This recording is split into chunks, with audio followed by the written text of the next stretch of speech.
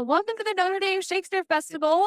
My name is Jennifer Birkett. I'm the postdoctoral research associate here at Shakespeare Notre Dame. Joining me tonight are two very special people who I adore. One of them being the McMeel Family Professor of Shakespeare Studies, Peter Holland, and the other being my dear friend Hannah Hicks, who is a PhD student here at Notre Dame and is focusing her research on the very topics we're talking about tonight. So we've got experts in the room for sure. How tonight's going to go is I'm going to start off talking with Peter and Hannah for about 20 minutes, 15, 20 minutes. And then I'd like to turn time over to all of you for questions. So be thinking as we're talking, if you have a question about Shakespeare, about the production, about As You Like It generally, about gender, sexuality, all those kinds of things, we'd love to hear them. Peter, Hannah, the topic of cross-dressing. The topic of cross-dressing in Shakespeare is a layered topic. I always think of it as layers because you have on one hand, the actual layer of the narrative of the storyline. So in As You Like It, for instance, we have Rosalind, who is a female and she's cross-dressing as a male named Ganymede, who is then pretending to be a female, which is herself. So it's layers of performance and gender. But then on top of that, we have a secondary layer with Shakespeare's own company, which was all male. And so you have a boy actor playing a female character, playing a male, playing a female. And it's funny and it's exciting. And so I want to talk about both of those layers separately, but then the idea is that we're recognizing that everyone knew that they were happening at the same time as well. So going back to the idea that in Shakespeare's time, the theater that he was writing for, the company was all male. And what we refer to as boy actors, but generally that's 14 to 25 years old. So we're not hiring 8-year-olds, just so everyone knows. Young men typically playing the female roles. But there's a kind of a common misconception that I think we should address together, that the reason that these Elizabethan theaters had young men performing the roles was because it was illegal for women to perform on the stage. So, Peter, I was wondering if you could tell us, is that true? Is that what was happening? No, nobody can find the law. It doesn't exist. Unless something got lost in the history of Parliament or whatever, there is no record of any such law. It's a convenient law. If you watch, as I do quite often, that wonderful movie Shakespeare in Love, you will find it invoked over and over again. There's a law against women on stage. No. Why didn't they have women on stage? Well, they didn't think they needed to. And occasionally people traveled in Europe and they went to Italy where there were women acting on the professional stage, and they came back and said, those women, they were actually quite good, but they weren't as good as the boy actors we have. And it was simply a convention. Women performed in all kinds of other things. Indeed, they performed in amateur plays, but they weren't performing in the professional theatre. Think about what that culture is like. There are not many jobs for women professionally. There's one particularly good job that you didn't have to kind of audition for, and that was being queen. But that apart, women weren't in the workforce in that way. They might be in the workforce because of their husbands. We know about a number of women who came to own printing houses in Shakespeare's London because their husband was the printer. He died. The wife got the business. She carried it on. It's that kind of reason, rather than that there is a career trajectory for women, which, why doesn't it include acting? Because they could do it. No, it just didn't happen. Get rid of that myth. And what are we left with? We're left with highly trained, very successful, brilliant performers. And over again, you look at these roles that Shakespeare wrote for women, and you think there must have been some extraordinary performers to make this possible. You don't write a role like Rosalind As You Like It unless you can see a performer who could play that role. There must have been somebody who got better and played the first Cleopatra, who at one point talks about how she doesn't want to be led in triumph through Rome and see some squeaking Cleopatra buoy my greatness in the posture of a whore. You have to be a brilliant actor as a boy to be able not only to play Cleopatra, but to mock your own playing of Cleopatra. And that kind of layering is exhilarating. I think we can trace some of these boys who gave Shakespeare opportunities at one stage in his career, and then they matured out of boy actor roles. They matured out of female roles. Shakespeare, by and large, look at most of the plays. There are at most 3 female roles, usually 2, just very occasionally 4. There's one thing we do know about these boy actors, and that's very important. They were really technically apprentices. Indeed, quite a few of them were as apprentices to other actors who were members of particular guilds. So if you were in a guild, you could take on an apprentice. Your profession might be acting, but you could be a member of the Goldsmiths Guild, say, and you could therefore have an indentured apprentice working with you. One of the things that we learned as we started to look at these plays in a very different way is that over and over again, the boy actor playing a female role is on stage with a senior male actor who can therefore rehearse them separately and work with them and train them and see what's going on. And then occasionally, I think they reach such a pitch of brilliance. Rosalind is the classic example of that, but where perhaps they didn't need a guy around to train them. They just had that ability and they could take over. I want that sense of Shakespeare as somebody who knew exactly every moment who he was writing the roles for. That's fantastic. And I love that you brought up Rosalind is a unique role in Shakespeare's female characters. She has the most lines of any female character that Shakespeare ever wrote. She gets the epilogue, which doesn't happen for a female character in any other play of Shakespeare's. And you'll notice that she makes the action happen in this entire play generally. And it's actually why, correct me if I'm wrong, Peter, why in the 18th century, the show wasn't performed very often, because a lot of the kind of big owners of production companies, men like David Garrick, they didn't see this production as selling tickets for them. I guess you could say that they couldn't put themselves in big starring roles because they weren't playing Rosalind generally. So it's an interesting point. This is a female-driven play, but also really a play for a very good boy actor back in the time. So Hannah, I want to ask you a question about, like, it makes sense given the culture, given the fact that younger males presumably could be more clean-shaven, they may have higher voices. There's a logical move to say, oh, you'll play the female roles. But I'm wondering, is there anything more to it? Is it simply this is great acting, or is it this is comical in some sense, or is there something erotic about it? Is this a culture where we find that boys can play women in a way that maybe men can't? What do you think about the kind of motivations for that? Yeah, I think there's definitely the physical motivation, of course. And I think there is that kind of immediate erotic appeal to a pretty man on stage that still exists today for sure. But I think there's also the social element that Peter refers to, of the fact that these are apprentices and they're often in subordinate roles, both inside and out of the theater, to the men that are performing the male roles. And so they do have this kind of subordinate position to them that kind of creates this hierarchy. I think that really informs the role. They also do have this stereotypical emotionality that is associated with women at this time is associated with adolescent boys. So this kind of emotionality, this kind of like untrained sexual impulse, the kind of physicality of teenage boy adolescence or young man adolescence was associated with adult womanhood or with young womanhood as well. So I think that kind of social stereotyping, but also like social hierarchy came together as well on stage and off of it for this dynamic between boy actors and adult men. Also, part of that is that we have a notion that what men move towards as they move from boyhood to manhood, as it were, is a notion of masculinity which is not about beauty. Whatever the essences are of masculinity, as we culturally create it, it's about muscularity, physicality in that kind of way. It's not necessarily, and just going back to something, Jenny, you were saying about these boy actors perhaps having higher voices. No, there's no indication that as soon as their voices drop, they start playing these roles. No, it's not that kind of performance.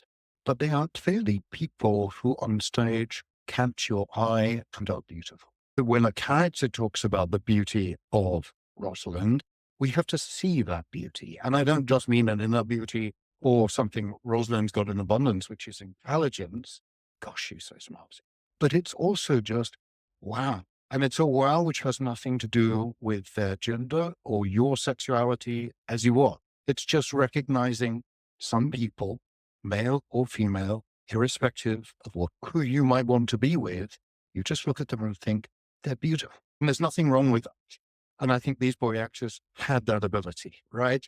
There are moments beautifully played in this production where somebody looks at somebody else and just, oh my gosh, I'm in love with that person.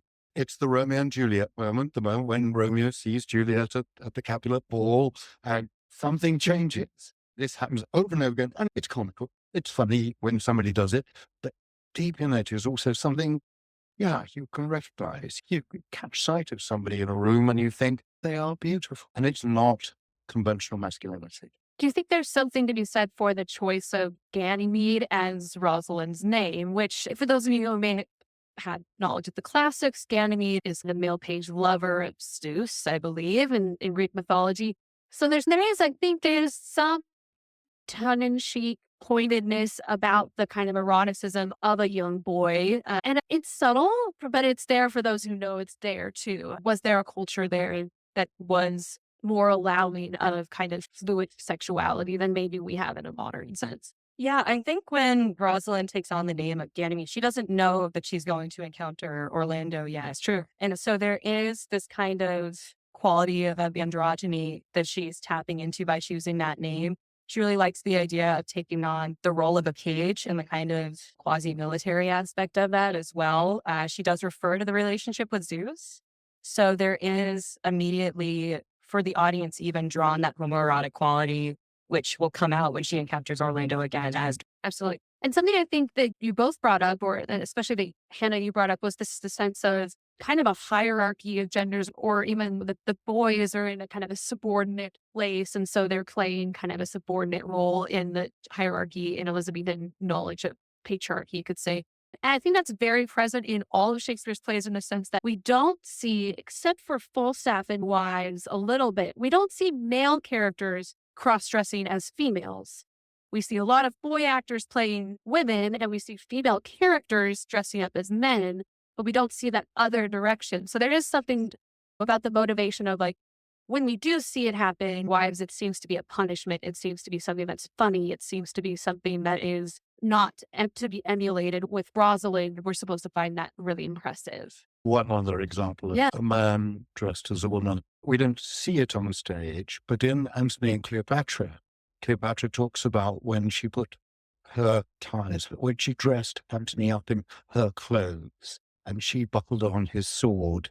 And clearly the cross-dressing game, it's a sexy game for them, right? What you do in private, between consenting adults, etc., it's fine. You can see what I'm getting at. We're not shown that moment, but we're encouraged to imagine, what if that actor I'm seeing as Antony, and Antony is usually played these days by an actor probably in his 40s or a little bit more. Imagine that actor dressed in clear costume. Imagine her wearing a sword. That's part of another kind of game that's being played. And it's a game of imagination, right? Imagination is for this play all over as you like it. What does Rosalind as Ganymede do? She says to Orlando, the guy who has fallen for Rosalind, but doesn't know that Ganymede really is Rosalind, I'll create an imagination space in which you can imagine I'm your Rosalind. Okay. Why do you want to do that? You want to do that because you want to spend time with the guy she is passionately in love with, but she doesn't want to give up that distance that's created by her disguise, which also gives her a certain safety, right? Men are safer than women in a forest, which is a strange and comfortable place in which you can fall asleep and suddenly find there's a wilderness near you. A very strange kind of wood. I didn't know this. Part of the game that this play is playing with us to imagine on stage. The characters are asking each other to imagine, and then we imagine with them. Yeah, there's also, I think, the quality of the forest that it allows for this boundary softening and takes the claws off sexuality in a way where it's like very weaponized at the court that we see at the beginning, whereas it's a lot safer here to experiment and have fun. A lot of As You Like It draws from the Arcadia with Sydney, but it is a gender reversal that does feature male to female cross-dressing as a romantic bid instead. But that, I think, not quite like the Falstaff and Marrying Wives, but it is still a bit more sexually humiliating rather than sexually empowering. And there does have to be a lot of drawing upon masculinity despite the fact that you're making a choice to cross dress. The forest always requires you to draw into a masculinity despite the fact that you're outside of society. Yeah. And that kind of brings us to the narrative. So I want to kind of transition to thinking about Rosalind and As You Like It in the narrative. And you both brought up so well that there tend to be with Shakespeare's heroines who cross-dress, there tend to be specific kind of motivations for why they are putting on this disguise. And one of them often is protection. So you will hear tonight, Celia and Rosalind have decided they're going to flee the court, go to the forest, and they have a line about beauty, essentially like our beauty is more dangerous to us than our riches when going out into the forest. So there's this sense of violence and the question of the fact that they need a male to be with them. And Rosalind, I will be a male, and then we will bring Touchstone. And so there's this notion of just safety. There's also, though, as Hannah brought up, there's this notion of wanting to embrace the authority or the freedom of being a male. I think we see this with Portia, especially when she wants to be a lawyer. She can be a male lawyer and be respected as a lawyer, which she could not be as a female. But then also there is this other notion, which is what happens in the narrative, is the costume allows Rosalind, allows Viola, it allows Portia to pursue a lover in a way that she maybe couldn't otherwise, or get to know that person in a different kind of way that the forest allows. And so I'm just wondering if you want to talk a little bit, both of you, about what does that costume mean, or what does that performance of gender for Rosalind? What does that actually allow her in the play of the space? What does it give her in that moment? Even before she encounters Orlando, she's allowed this role as head of household, which is something that as a character, she's never been allowed as an outcast in the court. But it also allows her to have kind of this cute little family setup with Ileana and Touchstone. So she does have this sense of authority before she's able to reconnect with Orlando. And that, I think, develops this kind of self-confidence and this kind of command of space that she's never been allowed before. That comes from the environment, but also definitely comes from, this regender of herself as a new persona, as someone who's in control of her own destiny in a smaller area. And some of that is economic power.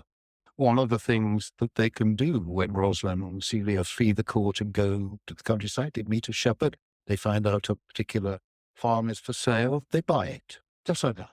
There's something about the economics of this play that endlessly intrigues me. And it's something Shakespeare doesn't follow through on. He plays with it a bit and then withdraws it. He's not quite sure what to do with it.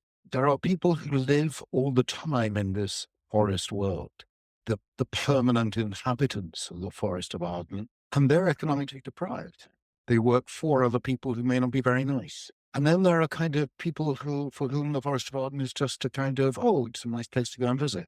And at the end of the play, they can leave it again. But they leave behind those who dwell there. And I think that's an intriguing sense of what this world is. Shakespeare calls this space the Forest of Arden. It also seems to be in France. In one sense, it's the Forest of the Ardennes. But there was a Forest of Arden in England, and it was a vast forest and a vast economy of agriculture. And it is also the area from which Shakespeare's mother comes as Mary Arden. Yes, her name signifies that connection to the Forest of Arden. And it was all over where Shakespeare grew up. In other words, this is both an imaginary space and a French space, little less imaginary, and an English space, far less imaginary. And people have a different kinds of relationship with it. So there are people with very conventional names for pastoral characters. Silvius, Phoebe. These are people who, whatever their role in the play is, their names say they belong to a kind of romance world. And then there are others that seem very English. What's the name of the priest in this forest? Sir Oliver Martex, right? Sir is a conventional term in the period for a priest. Martex, because he makes a mess of things, and he's very much a kind of English vicar. So I want this sense of, again, of things that you know, and things that you've read about, and things you imagine, and things only Shakespeare has imagined and then offers to you. Part of the games that this play is playing with you. You think you know this, you're not quite so sure. That's true. And as you're seeing the play tonight, I think something that might come to your brain now to watch after this conversation is Rosalind speaks a lot more when she is dressed up as a boy than she does at the court. But Celia, who never dresses up as a boy, but dresses up as a shepherdess, becomes more silent in the forest. And perhaps now that Rosalind's a male, you might notice Celia takes on a lot of the domestic role things. You'll see her she's hanging up laundry, and Rosalind is lounging around and talking about Orlando. And not to say that's what men and women do and they have to do, but there's something interesting about Celia gets a little upset in the forest. And I sometimes wonder if part of that upset is the fact that Rosalind has now become this male persona. And she's like, why do I have to do everything? And now you're all in love and free to do whatever. And I'm still me, but I've lost authority that she had in the court. So it's an interesting thought about the way that gender gives you power or not, and who takes that when they're performing it. I want to end with one further question, and that's part of the sexual tension and the comedy of As You Like It, and all of the cross-dressing plays generally, is that, of course, of same-sex desire within the narratives. Once again, Rosalind's dressed up as a boy, and she's pretending to be Rosalind as a boy, but Orlando is in love with her. But is he, and as he's falling in love with her, is he in love with the idea of Rosalind, the female Rosalind, who is somehow inside this male being performed by this young boy? Is he maybe also in love with this young boy who actually is, in fact, a woman? And then, of course, we have Phoebe, who is a female character who falls in love with Ganymede mistakenly, thinking she's a male. And so is she in love with Ganymede, the boy, or is she in love with Rosalind playing Ganymede? And the question, of course, is we don't know. The question has to be answered by the production, right? So we won't necessarily spoil that for you, but that is a question that every production of As You Like It has to decide what they're going to play with. But this production specifically, and this is the question I had for both of you, is bringing up a lot of kind of new productions now in the modern time do a lot more of what's called cross-casting. So we're going to regender characters. We're going to do that in order to allow a more diversity of actors on the stage. And so we'll see some same-sex relationships in this storyline. And that can complicate, accentuate, differentiate from the Rosalind tension with Orlando or the Phoebe tension with Ganymede. So I'm curious, do you see the moves now in modern theater, now that we have more often than not a female playing Rosalind, for instance, this kind of move to now regender characters or to cross-cast actors as the new cross-dressing of our time period? And if that's the case, do we accept that as the new way of like brava and display of theatricality? And does it maybe hide the layering of Shakespeare's cross-dressing that was in the text? That's a hard question. Sorry, that's a lot. I'm answering 3 words or less. And I think something that is really interesting in the way that this production focuses on relationships is where they originate, and how where you fall in love matters maybe just as much with who you fall in love with. I think the thoughtfulness of where you're situating your play, at what time you're situating your play, really does matter. And I think that is something that I've seen considered a lot more in recent productions. We were talking very recently, we've seen a lot more Malvolias in Twelfth Night as the new trend, which is often really delightful. But it really, I think, originates more from the character and the decisions you make with levels of sympathy, how it changes, how it feels in a modern audience to see like a woman playing a villain who is traditionally male, how it feels to see like an adolescent romance that is now a same-sex romance where it wasn't before, what that kind of changes about the dynamic. If it changes anything, I think is really exciting to see as like a frequent theater goer, but it would be really intelligible to someone who is seeing maybe a gay Romeo and Juliet for the first time. I think the wider it is and the more common it is, the more accessible it is and the more exciting it becomes. I want to differentiate between 2 kinds of choice. Yes, please. One is a woman playing the role that is conventionally played by a man, but playing it without reference to the gender of the performer. A woman playing Hamlet doesn't make Hamlet female. It's a woman playing the role masculine or Hamlet. When Glenda Jackson, the English actor, played King Lear, she played King Lear. She didn't play Queen Lear. The character was not regendered. The other possibility is when you change the gender of the character, and then something very different happens. Some of it, small spoiler, the character of Jaques in this play is played by a female actor, but the gender of the character is almost irrelevant, right? It's not that Jake becomes as with Jacquinetta or something, because the character's gender is not crucial to playing the role. But in other cases, the gender is changed. It's part of a playfulness with the possibilities of text.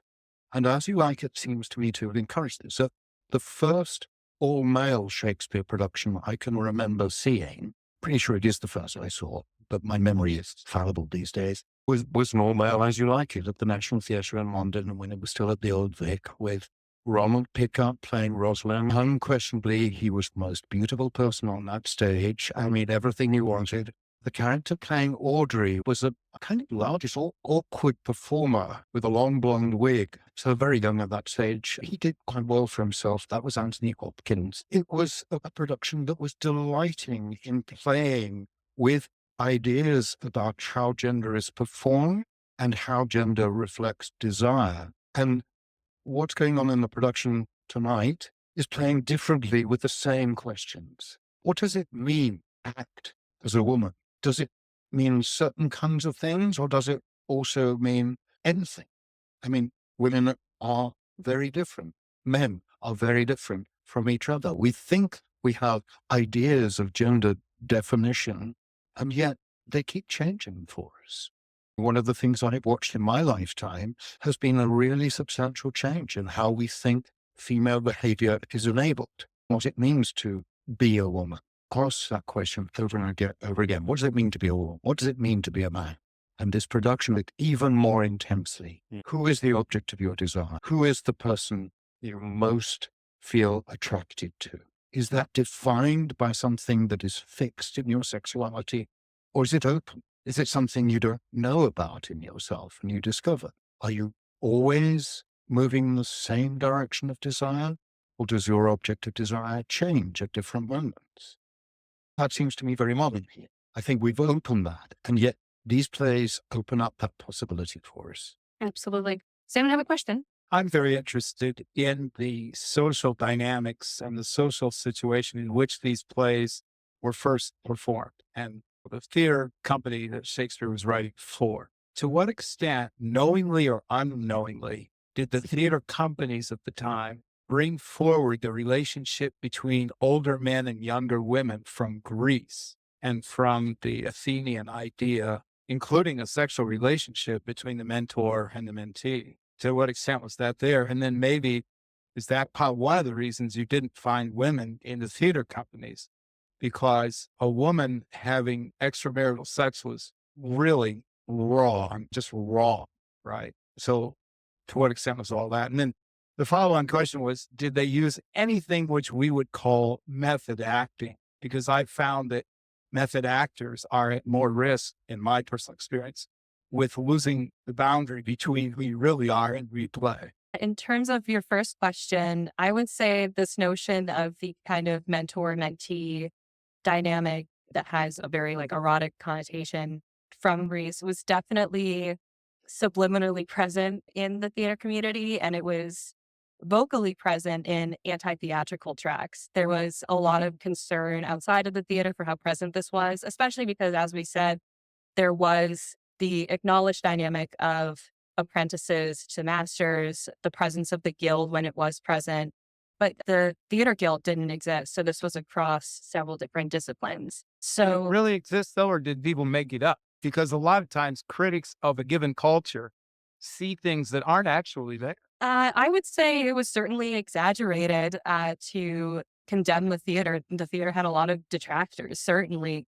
Whether or not that meant it wasn't present, I can't say. I think it would be silly to say that it never occurred. And then we can see in parts of early modern English culture, those older men, young women, younger men relationships in academic circles, teacher and pupil relationships, and within the church and elsewhere, which were clearly able to have kind of erotic charges around them that call forth exactly the same critique. The answer is, it's there. It's not exclusive to the theatre, but the theatre is the place where it is most publicly being displayed in front of other people, right? Performance has an awful lot of PDAs. And if you're performing that kind of space, yes, you're a locus in which that becomes visible as it is elsewhere and is accepted elsewhere. One of the books I read this summer that I most enjoyed, I think, of all my summer reading, a brand new book by Will Tosh. Will Tosh is part of the research group at Shakespeare's Globe in London.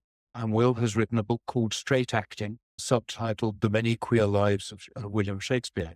And he's trying to explore how in early modern culture, and in Shakespeare's life and in other things going on at the same time, that notion of performing straight, but perhaps not being straight, is being played out. And I thoroughly recommend it just because it's an enjoyable read. Will writes well. It's not a scholarly book. There's a lot of scholarship behind it, but it's not written, as it were, for other scholars. And he's trying to explore for us how our notions of where erotic attachment might be doesn't work when you put it back into Shakespeare's time, where it's more freely available and where it's valued as it appears to have been valued in classical Greece, and is borrowed from that knowingly because that's part of the culture of education and becomes part of this world too.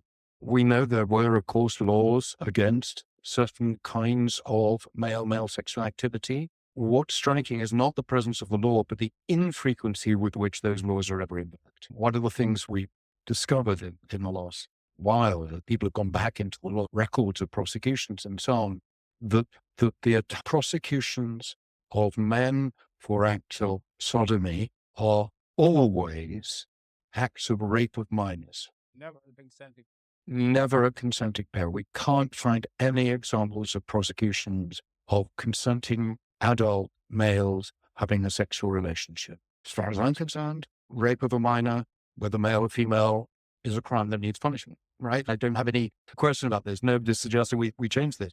But having grown up in a world in which I watched the change in the law in England, when homosexual relationships between consenting males were decriminalized, I watched how that changed our culture in all kinds of ways. In a world in which there is a law that people knew was not being invoked, how you explore and express relationships and desire is more open. There may still be power dynamics that we would not approve of, right? It's not that.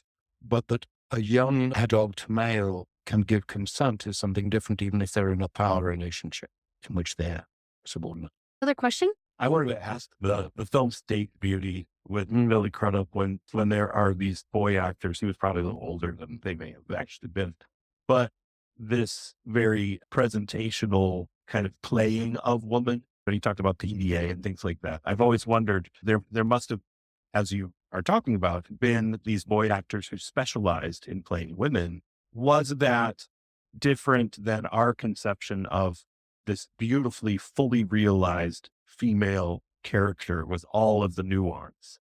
Was it more stylized in that time versus the modern conception of these powerfully fully realized women? And for those, State Beauty is set at the Restoration after the English Civil War, at the point at which women are about to be professional actors.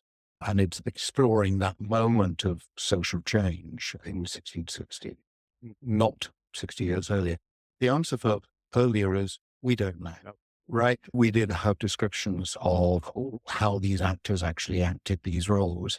Nope, it's not there. What I can't see any evidence of it being in the writing of those roles is a kind of campiness that I think is there in Stage Beauty, and I'm not sure was ever there. If you see what I mean. I think the film is based on the play, needed to explore that, but I'm not sure that is anything other than what happens at the time when that film is made, than something that is seeking a kind of historical authenticity. That's very different. Yeah, I think our connotation now of a kind of drag performance definitely has at least some roots in the kind of stereotypical performance of gender that we think of now. Like Peter said, it's impossible to know, but I think when you watch a character like Rosalind, it's really hard to imagine, I think, a stereotypical performance or a kind of campy or overdramatic or drag performance, because it's so nuanced. And like you said, they would have these kind of specific actors in mind who would be prepped for this role, who would be suited for it ahead of its writing. And in that way would be, I think, perfectly nuanced for it. Modern actors, male and female, talk about Shakespeare's characters as people they love to play because of the density of the character they create, it doesn't mean that they play them as if they're real people. No, they're not. It's the characters in the play. But they have a kind of ness that doesn't depend on stereotype. It plays with stereotype. It mocks stereotype. Often Shakespeare's characters are often, as it were, set against a stereotype. But they wouldn't be such rewarding roles to play if they were simply stereotypical. Rosalind is one of the great roles in theatre. Who would not, male or female, want to play Rosalind? Wow. Tell that to David Garrett. No, I'm just joking. Yeah. Thank you both so much for joining us. And thank you to all of you for joining this pre-show event. We love performing for you, and we want to keep doing these kinds of events. We want to keep doing this Shakespeare Festival for as long as we can, but we can't do it without an audience. So we really appreciate all of you coming.